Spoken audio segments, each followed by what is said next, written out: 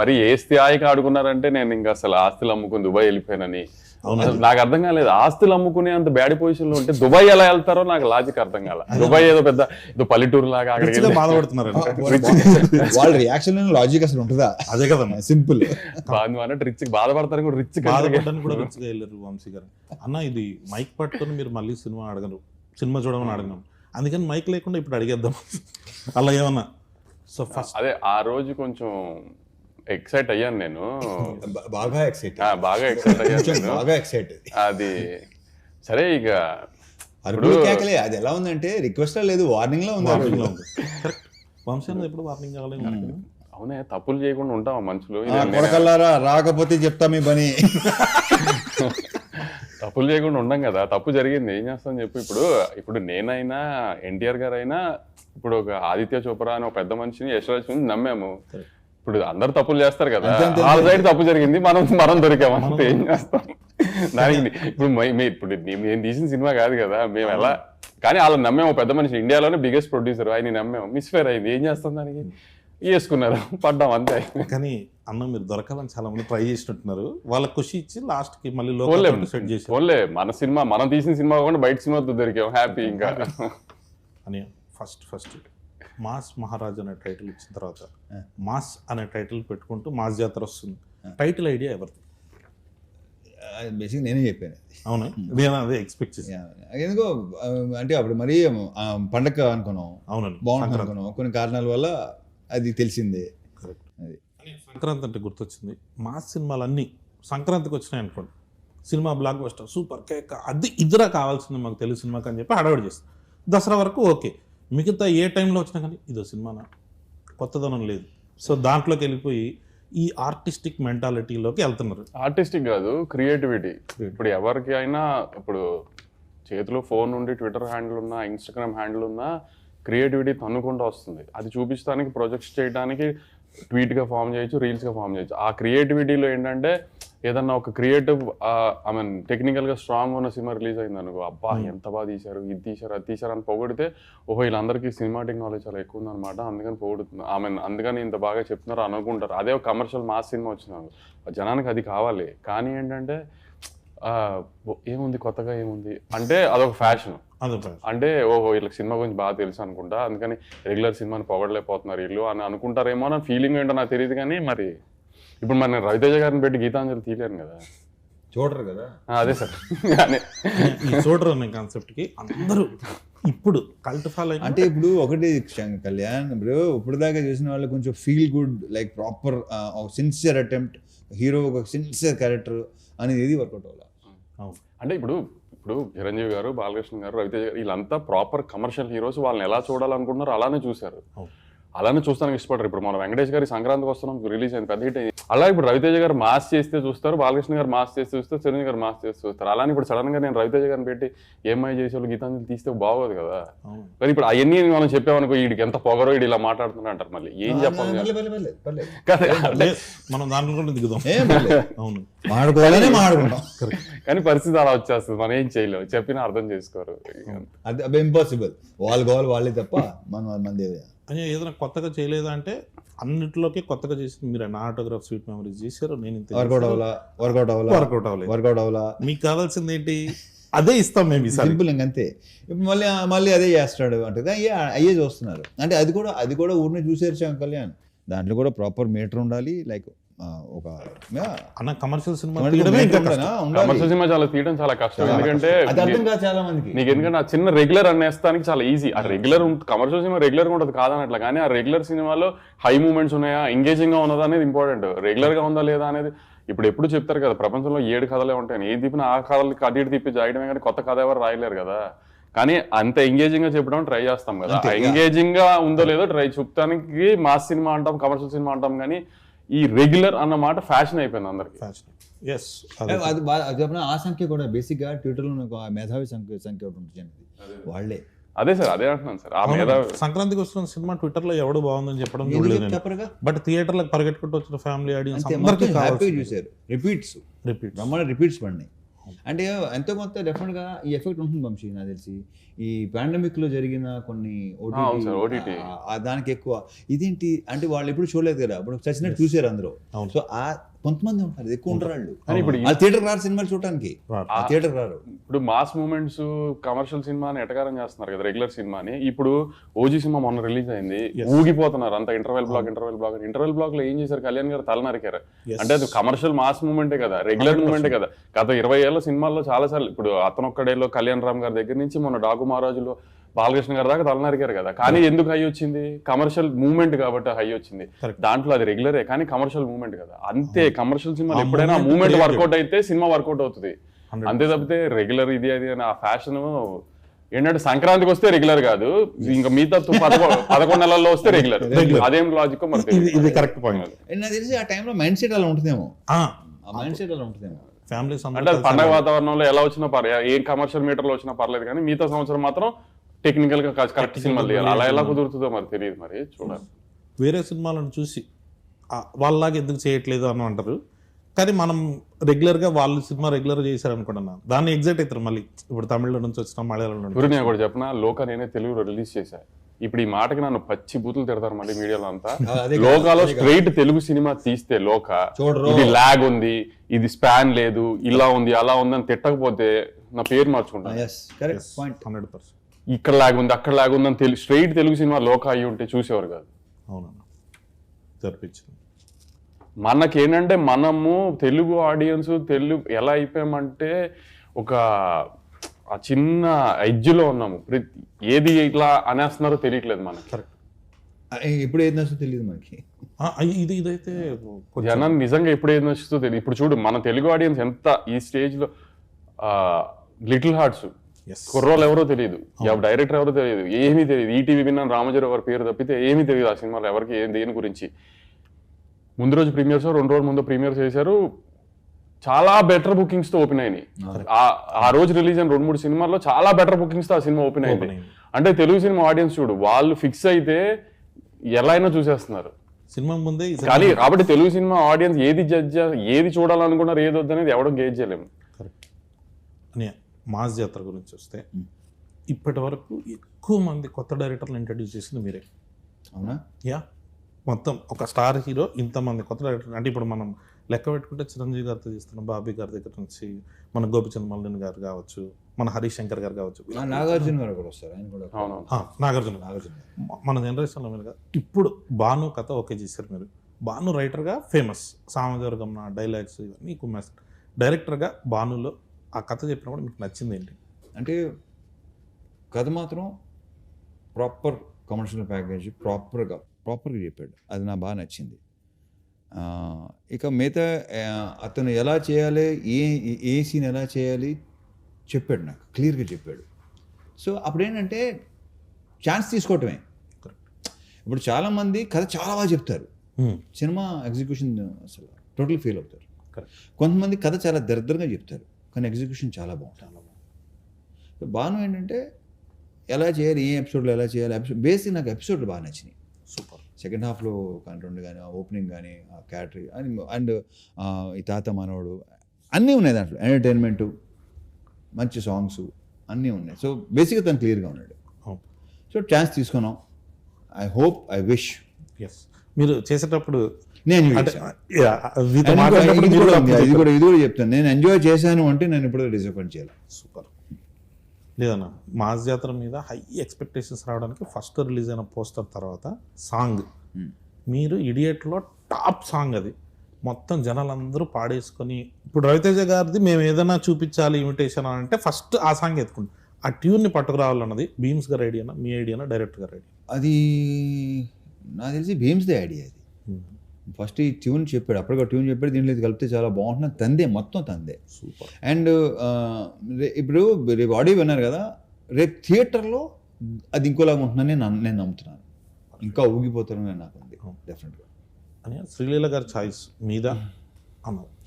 మామూలుగా అనుకున్నాం అనుకున్నాం దానికి ఏమి వేరే ఆప్షన్ పెట్టుకుని లీలా ముందు నుంచి లీలానే అనుకున్నాం లీలా. అవును And ఇంకోటి ఏంటంటే ఆ క్యారెక్టర్ కి కంపల్సరీ తెలుగు స్పీకింగ్ ఫన్ కూడా చేయాలి. ఎందుకంటే డబ్బింగ్ లో ఆ ఫన్ పోద్ది, అవును, డెఫినెట్ గా రాదు అది. 100%. సో తెలుగు అమ్మాయి పైగా శ్రీకాకుళం స్లాంగ్ నేను ఎక్స్పెక్ట్ చేయలేదు, చాలా బాగా చేసలా, చాలా బాగా చెప్పింది, అవును, చాలా బాగుంది. అండ్ ఇప్పుడు దాకా చూసిన లీలాకి ఈ లీలాకి డెఫినెట్గా తేడా ఉంటుంది. తేడా. నేను ట్రైలర్ చూడడం జరిగింది, అంటే ఇప్పటికి ఇంకా రిలీజ్ అయినది. ట్రైలర్లో మాత్రం అసలు ఆ క్లైమాక్స్ షార్ట్స్ అవన్నీ వచ్చాయి కదన్నా, బ్లాక్ షర్ట్ వేసుకొని యాక్షన్ ఎపిసోడ్స్ అందరు కొట్టేసినట్టున్నారు. వెంకట్ మాస్టర్ కదన్నా, వెంకటే మొత్తం మొత్తం వెంకట్ గారు. వెంకట పృథ్వీ మీరు డాకు మహారాజు వెంకట్ గారే దీంట్లోనూ, వెంకట్ గారు బాగా సెట్ అయినట్టు. వెంకట్ చాలా వాళ్ళిద్దరూ అది ఆల్రెడీ ఎస్టాబ్లిష్డ్ టెక్నీషియన్, పృథ్వీ ఏమో అప్కమింగ్ టెక్నీషియన్. ఇద్దరు సూపర్ టెక్నీషియన్స్. స్టైల్ ఉంటుంది, పృథ్వీలో స్టైల్ ఉంటుంది, వెంకట్లో స్టైల్తో పాటు మాస్ ఉంటుంది. పర్ఫెక్ట్. అని మీ ఇద్దరిలో కాంబినేషన్ అంటే ఏదన్నా ఉంటే అంటే డైరెక్ట్గా మొహం మీద ఫ్రాంక్గా ఏదైనా కష్టాలు పడ్డారా మీరు అంటే, బొక్క ఎవరి కోసం పడ్డా నా కోసం పడ్డారని చెప్పే టైప్ మీరు. ఇదేమో ఏదైనా సో మాట్లాడంటే ఫస్ట్ ఒకసారి లేని కూడా కొన్ని వచ్చేస్తుండే. మీ ఇద్దరికి ఎప్పుడైనా ఫ్రాంక్గా మాట్లాడుకుని గొడవలు జరగడం కానీ, అరుపులు కేకలు అక్కడ వరకు వెళ్ళకపోయినా అరుపులు హీరోలతో ఎవరైనా అరుపులు కేకలు వెళ్తే కామన్ సెన్స్ ఉంది అంటే. ఇప్పుడు ప్రస్తుతానికి సార్ నా మీద అలిగే ఉన్నారు 27th డేట్ పోయిందని. అంటే ఇది కూడా ఒకటి ఉంది అన్న, అసలు ఈ యూనియన్ గొడవలు దీనివల్ల లేట్ అవ్వడము అది కాదు కానీ సరే, ఇంకా రీజన్స్ గురించి కూడా మాట్లాడుకోవడం వేస్ట్ కానీ అనవసరం కానీ. సో కాకపోతే ఇదైతే ఒకటి ఉందన్న, 75th ఫిలిం లేట్ అవుతుందని ఫ్యాన్స్ ఉన్నారు. సో సార్ది 75th ఫిలిం కాబట్టి మీరు ఏం ప్రామిస్ చేస్తున్నారు? లేట్ అయినా లేటెస్ట్గా వస్తామన్నట అలాంటి ఏం లేదు కానీ ఆమె ఇప్పుడు నువ్వు ఇందాక ఫస్ట్ లో ఇంటర్వ్యూ స్టార్టింగ్ లో అన్నావు కదా మళ్ళీ అడగదు ఇది అది, కానీ ఇప్పుడు నేను చెప్తే వీళ్ళు వింటారో నమ్ముతారో కూడా నాకు తెలియదు. కానీ ఇంటర్వెల్ కి ఒక 20 నిమిషాల ముందు నుంచి సెకండ్ హాఫ్ స్టార్ట్ అయింది, ఒక 15 minutes చిన్న ఎంటర్టైన్మెంట్ ఉంటుంది. ఇంటర్వ్యూ ఆ తర్వాత ఒక పాట వస్తుంది, ఆ పాట నుంచి క్లైమాక్స్ లీడ్ దాకా ఒక 1 hour సినిమా ఉంటుంది. ఈ 1 hour 25 minutes అరౌండ్ ఇంటర్వెల్ ముందు ఒక 20 minutes ఈ 1 hour సినిమా అయితే ఊగిపోతుంది గ్యారంటీ స్క్రీన్. అదైతే నేను గ్యారంటీ చెప్తున్నా. నీకు కూడా రెడీగానే ఉంది, నీకు చూపిద్దాం రెడీ అయ్యాడు బాను కూడా 3 రోజులు నువ్వు చూద్దు. కానీ ఒక సెకండ్ హాఫ్ లో ఒక చిన్న ఫన్ ఎలిమెంట్స్ తర్వాత బాగుంటుంది, తర్వాత స్టార్ట్ అవుతుంది ఒక సాంగ్ మాస్ సాంగ్ తో. అక్కడి నుంచి ఆమె ఎమోషన్ కానీ ఆమె యాక్షన్ బ్లాక్స్ కానీ క్లైమాక్స్ లో ఒక ట్విస్ట్ ఉంటుంది రాజేంద్ర ప్రసాద్ గారిది, అవన్నీ దాకా అసలు షేక్ అయిపోతుంది screen guarantee. Sir 75th film Raviteja గారి దగ్గర నుంచి ఏం ఎక్స్పెక్ట్ చేస్తున్నారో అది ఎగ్జాక్ట్ గా మూమెంట్స్ యాజ్ ఇట్ ఈజ్ గా ఉంటాయి. ప్లస్ సార్ అన్నట్టు మాస్ సినిమా తీయడం అంత ఈజీ కాదు కదా, ఆ మూమెంట్స్ అని కరెక్ట్ గా కూర్చుంటాయి కూడా. అని ఇప్పుడు నా సినిమా కూడా నేను చెప్తున్నాను అనుకుంటారు జనం, కానీ నేను అంత కాన్ఫిడెంట్ గా చెప్తున్నా. లేదు, నేను ట్రైలర్ చూసినప్పుడు మీది రాజేంద్ర ప్రసాద్ గారిది హిలేరియస్ గా అనిపించింది, చాలా బాగుంది. అదంతా నేను అదే నీకు ఇంటర్వెల్ ముందు 20 నిమిషాలు ఎందుకు చెప్తున్నానంటే, మిగతా అదంతా ఇప్పుడు రవితేజ గారి స్టైల్ ఒక ఎటకారం కామెడీ ఉంటుంది కదా, అదంతా ఉంటుంది. ఫస్ట్ హాఫ్ అంతా ఆ కామెడీ ఆ సెన్స్ లో వెళ్తూ ఉంటుంది, కూల్ గా రిలాక్స్డ్ గా వెళ్తూ ఉంటుంది. కథ స్టార్ట్ అయిన తర్వాత ఇంటర్వెల్ లీడ్ నుంచి ఇక ఎత్తుకుంటే సినిమా నీకు ఇంకా క్లైమాక్స్ ఫైట్ దాకా తగ్గదు సినిమా. ఇక్కడ విజువల్ గా కూడా చాలా స్టన్నింగ్ ఉంది. అంటే ఈ మధ్య చాలా స్టన్నింగ్ గా లేదన్నా, అంటే నేను చూస్తున్న ట్రైలర్ డాకు మహారాజ్కి మీరు అదే ప్రామిస్ చేశారు. అప్పటి వరకు నా బాలకృష్ణ గారి సినిమా మీరు చూసినట్టుగా కాకుండా కొత్తగా ఉంటుందని. ఇదైతే విజువల్లీ మనం చేసే మా సినిమాలో క్రాక్ ఉంటుంది కదన్నా, క్రాక్ అప్పుడు భలే కొత్తగా ఉంటది. అంటే విజువల్ సైడ్ దీంట్లో కూడా నీకు సెకండ్ హాఫ్ లో 2 బ్లాకులు క్రాక్ రేంజ్ లో విజువల్స్ ఉన్నాయి, క్రాక్ రేంజ్ లో ఎమోషన్ ఉందని అనిపిస్తుంది గ్యారంటీ. సూపర్. అదే అన్న డిఓపి గారి గురించి చాలా బాగా చేశాడు కదన్నా. అసలు ఆయన విజువల్స్ అన్ని చూస్తుంటే మహావీరన్ కెమెరామెన్, మహావీరన్ కెమెరామెన్ చాలా బాగా చేశాడు. అదే నాకు కొంచెం ఆర్టిస్టిక్ స్టైల్ సినిమాల నుంచి సడన్ గా కమర్షియల్ లోకి వచ్చినప్పుడు వచ్చి ఆ కొత్త వైబ్ ఉంటుంది కదా, ఆ వైబ్ తను కూడా ఎలాంటి సినిమా నేను చేయాలని తనకి ఇష్టం ఇలాంటి సినిమాలు చేయటం అంటే సూపర్. నేను క్లైమాక్స్ సెట్కి నేను వచ్చాను, అప్పుడు చూసినప్పుడు ఆ action block, climax action block ఎక్స్ట్రాడినరీగా వచ్చిందని ఫీలింగ్ నాకు.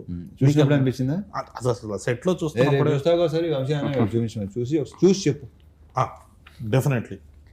థ్యాంక్ యూ అనే. ఇంకొకటి అంటే మెయిన్గా మనం వస్తున్నప్పుడు డ్యాన్స్ గురించి మాట్లాడితే, సో మీకు శ్రీలీల గారికి సెట్ అయినట్టు ఇంతవరకు చాలామంది హీరోయిన్స్తో మీరు చేశారు, కానీ శ్రీలీల గారితో డ్యాన్స్ అంటే మాత్రం ఒక ఎగ్జైటింగ్ ఉంటుంది. అంటే తను సూపర్ డాన్సర్, అది అందరికీ ప్రత్యేకంగా చెప్పక్కర్లేదు. అసలు యాక్చువల్లీ ఇంకొక మేజర్ డాన్స్ నెంబర్ రిలీజ్ చేయాలి, అది రిలీజ్ దగ్గరలో రిలీజ్ చేద్దామని అది హోల్డ్ చేసి లేదు. ఆ సాంగ్స్ అన్ని బాగుంటుంది అది కూడా సెకండ్ సాంగ్ కి అలా లిరిక్స్ మీద చిన్న కాంట్రవర్సీ వచ్చింది, ఏంటి బూతులు పెట్టారు ఇది అంటున్నారు. అది నాకు విషయం సార్ ఇప్పుడు నేను అన్నప్పుడు చాలా మంది సార్ వాళ్ళు ఆ లాస్ట్ ది వదిలేసి ఫస్ట్ ఇది మాత్రమే తీసుకుంటున్నారు కొంతమంది, అందరూ కాదు అది. కాదు సార్, అది చాలా బాగుంది. ఇప్పుడు రాయలసీమ బ్యాచ్ ఉంది అనుకోండి సార్, డిస్ట్రిబ్యూటర్ కానీ ఎక్స్పర్ట్ కానీ పాట అద్దరిపోయింది సార్.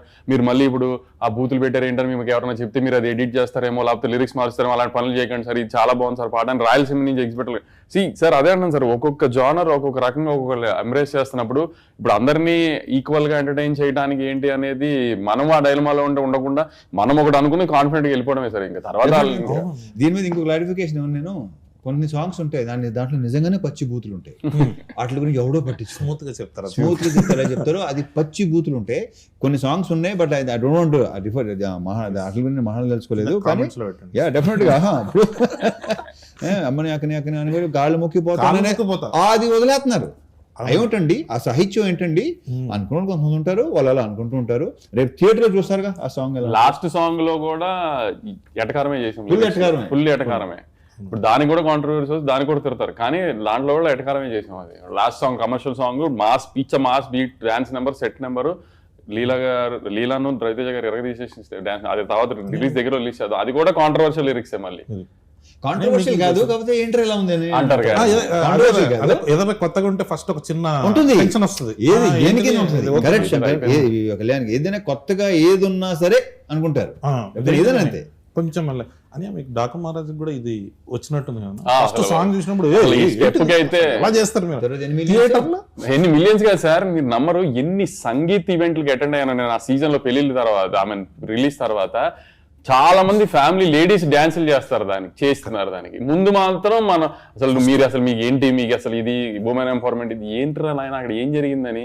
ఇప్పుడు ఉరోషిరావతల గారికి తెలియకుండా ఏమి చేయలేదు కదా, కానీ తర్వాత మొత్తం అందరూ ఎంజాయ్ చేసి పిచ్చి పిచ్చిగా. మరి ఇప్పుడు ఎవరిని ఏమంటానికి ఏముంది మనం. ఇంకోటి ఇలాంటి దానికి సందీప్ వంగ మాట్లాడారు అనమాట, ఈ సెక్షన్ ఉంటుంది కదా, ఇది ఒక 20 మాక్సిమం 100 మంది కంటే ఎక్కువ ఉంటారు. మనం అనవసరంగా వాళ్ళని సీరియస్గా తీసుకుంటాం, వాళ్ళని పట్టించుకోకపోతే హ్యాపీగా ఉంటాం. కరెక్ట్ అన్న, మీకు కుర్చీ మడత పెట్టి కూడా వచ్చింది మహేష్ బాబు గారి పాట ఏంటి, ఆడెవడో తాతను బెడ్ ఏంటంటే ఇప్పటికే యూట్యూబ్ లో ఎంత చెప్పారు తెలుసా. ఒక త్రివిక్రమ్ శ్రీనివాస్ మహేష్ బాబు సినిమా పాటలు ఇలా ఏంటి, ఇదేంటి, అది వాళ్ళు ఎంతమంది ఉంటారు. అది తర్వాత ఏమైంది.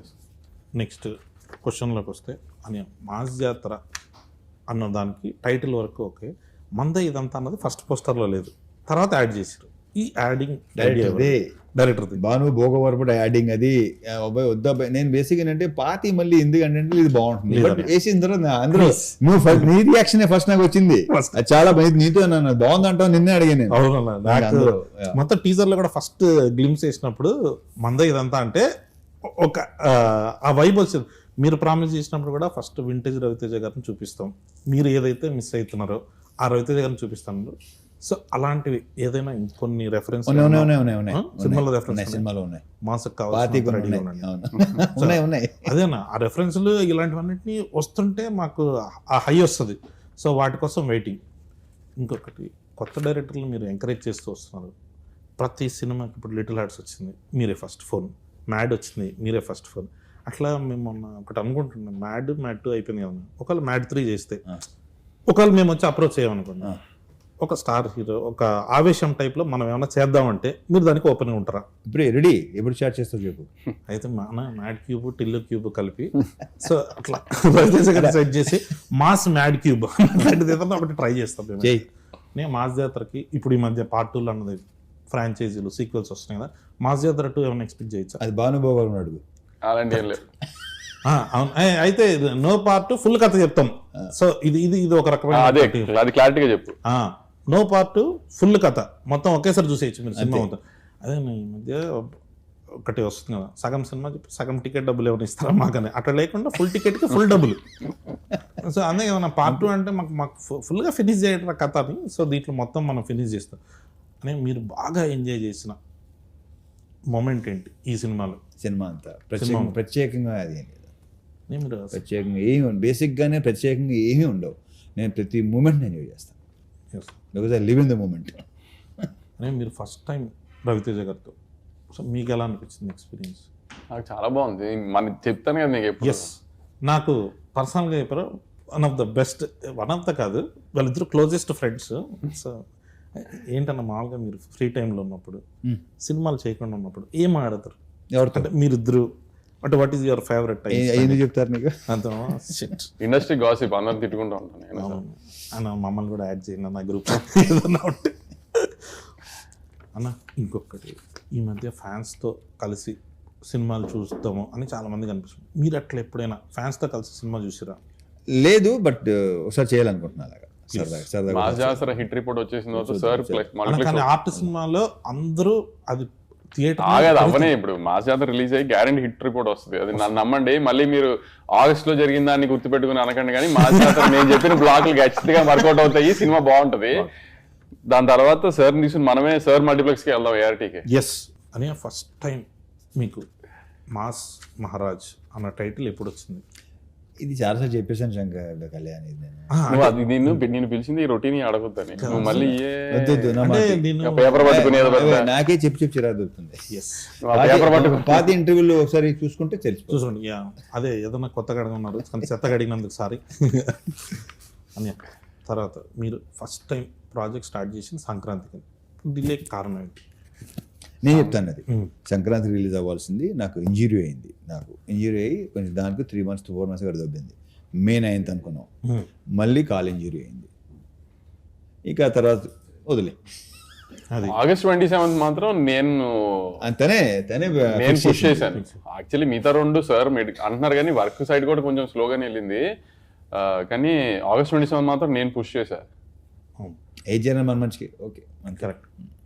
ఎందుకంటే ఎలాగో ఎక్కుతున్నారు, ఇంకెందుకు ఎక్కించుకుంటాం.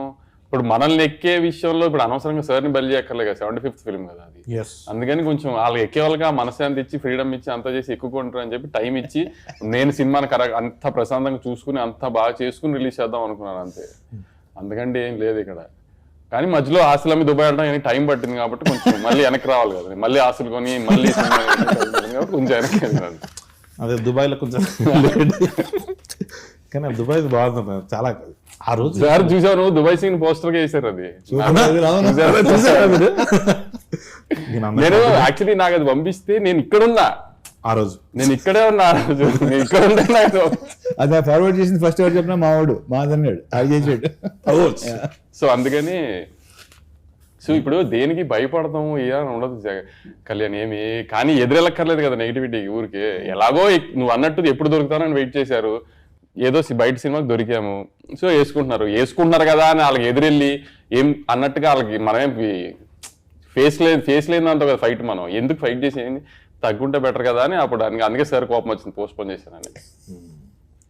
లేదన్నా మనం నెక్స్ట్ సినిమా అన్నీ బాగుంటాయి కరెక్ట్ అంతే. అని లాస్ట్ మాస్ జాతర వస్తుంది, సినిమా రిలీజ్ అన్ని కన్ఫర్మ్ ఇక్కడ, ఏం ప్రీమియర్స్ కూడా కన్ఫర్మ్. ఇప్పుడే లైవ్ లో చెప్పేస్తున్నాను, దాంట్లో ఏ డిస్కషన్ లేదు. సూపర్ డన్ అన్న. అయితే నువ్వు సినిమా ఇప్పుడు మొదలు పెడుతున్నావు చెప్తారు. మీరు చెప్పండి అన్న, నేను వెయిటింగ్. ముందు నువ్వు పెళ్లి చేసుకో, ఆ తర్వాత చేద్దాం.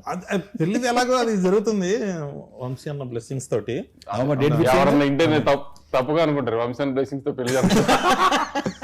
అదే కదన్నా, లేకపోతే సినిమా అయింది మనం ఎక్కడ ఉంటాం అన్న. మీరు చెప్పేది నన్ను ఒకసారి నెక్స్ట్ టైటిల్ చెప్పొచ్చా? వద్దు మనం సరే సినిమా అనౌన్స్మెంట్ అది మీరు టైటిల్ ఫిక్స్ చేస్తావా? అది ఎలా చెప్తాం, దానికి ఈవెంట్ వేరే event. Okay, thank you so much. మన భాను భోగవరపు గారి డైరెక్షన్లో మాస్ జాతర అన్న ఈసారి కొడుతున్నాం అంతే ఫిక్స్. Thank you.